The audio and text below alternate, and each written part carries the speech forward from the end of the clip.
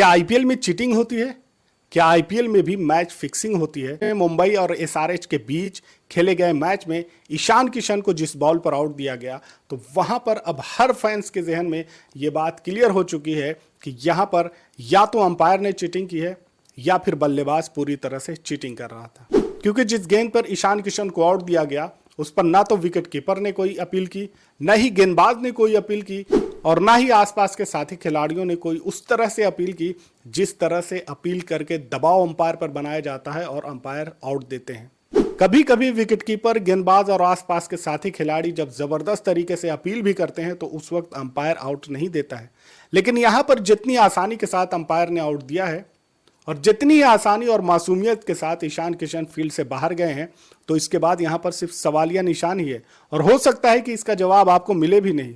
आप सिर्फ कंफ्यूज रहें कि यहां पर चीटिंग हुई है या फिर अंपायर से भी गलती होगी या फिर बल्लेबाज से भी गलती हुई।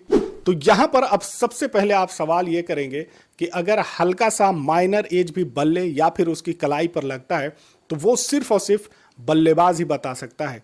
ना तो कीपर को उसके बारे में कोई जानकारी होती है, ना ही गेंदबाज पूरे कॉन्फिडेंटली ये कह सकता है और ना ही अंपायर ही पूरी तरह से उसके बारे में ये कह सकता है कि यहाँ पर एज लगी है।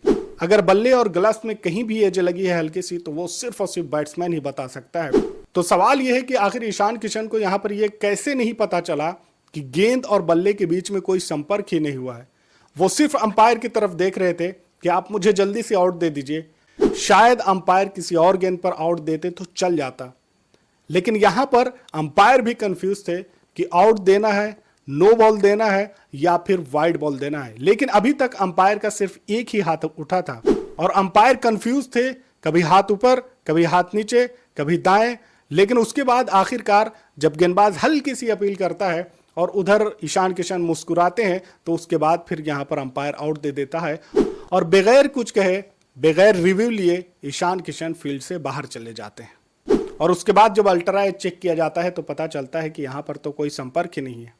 अब आप यहां पर यह सवाल कर सकते हैं कि क्या चीटिंग बल्लेबाज ने की या फिर अंपायर ने की। अंपायर ने उस बॉल को वाइड क्यों नहीं करार दिया, क्योंकि लेग साइड में बॉल जा रही थी। और अगर अंपायर ने वहां पर ईशान किशन को आउट दिया था तो फिर ईशान किशन ने रिव्यू क्यों नहीं लिया, क्योंकि बल्लेबाज के अलावा कोई नहीं बता सकता कि उसका एज लगा है या नहीं। जबकि अल्ट्रा एज में ये साफ दिख रहा है कि वहां पर कोई एज नहीं है। तो जहां पर अल्ट्रा एज दिखाया गया तो वहां पर आप उस टेक्नोलॉजी पर भी सवाल उठा सकते हैं कि जहां पर गेंद उसके बल्ले में टच हो रही है तो वहां पर नहीं दिखाया जा रहा है। तो ऐसे में बहुत सारे जो आउट दिए गए हैं, ऐसे में अंपायर ने जो बहुत सारे आउट दिए गए हैं और अल्ट्रा एज से चेक करने के बाद जो आउट दिए जाते हैं, तो यहां पर अल्ट्रा एज पर भी अब एक सवाल है।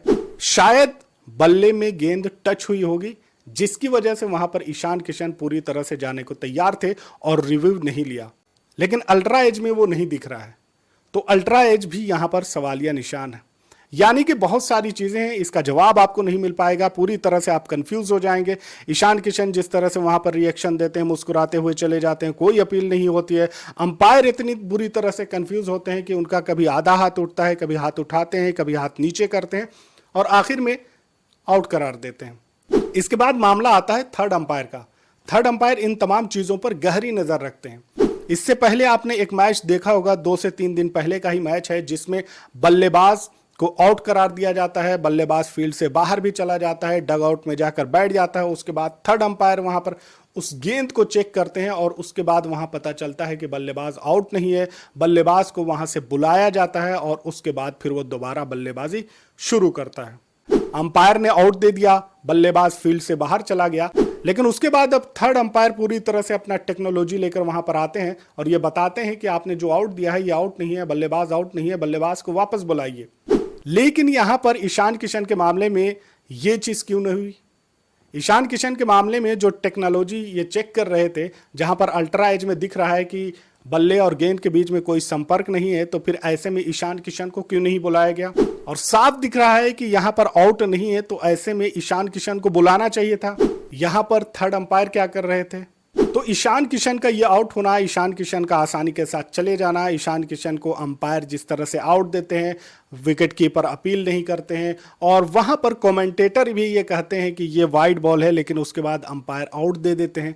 अंपायर के अगर आप हाथ पे गौर करें तो अंपायर का हाथ एक साइड में कभी उठता है, फिर उसके बाद वो ऊपर करना चाहते हैं, फिर नीचे करना चाहते हैं, फिर वो कंफ्यूज हो जाते हैं, इस तरह का इशारा करते हैं कि ये क्या है। शायद बल्लेबाज से पूछ रहे हैं आप फील्ड से बाहर जाना चाहते हैं क्या, और वहां पर मुस्कुराकर ईशान किशन कहते हैं हाँ ठीक है आउट दे दीजिए, और उसके बाद उन्हें आउट दे दिया जाता है, वो आसानी के साथ चले जाते हैं। लेकिन थर्ड अंपायर यहाँ पर कोई एक्शन नहीं लेते हैं।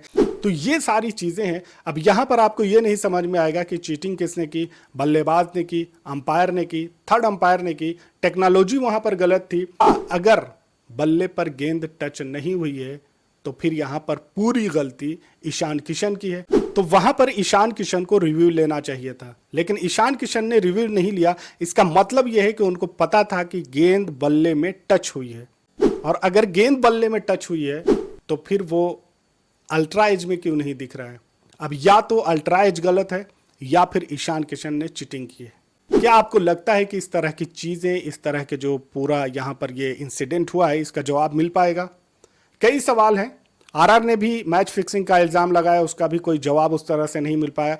बहुत सारे मैचेस ऐसे होते हैं जहां पर आपको लगेगा कि ये मैच फिक्स है।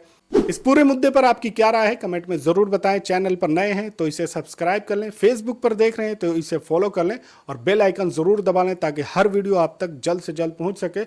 मिलते हैं अगले वीडियो में, तब तक के लिए आप अपना ख्याल रखें। Thanks for watching.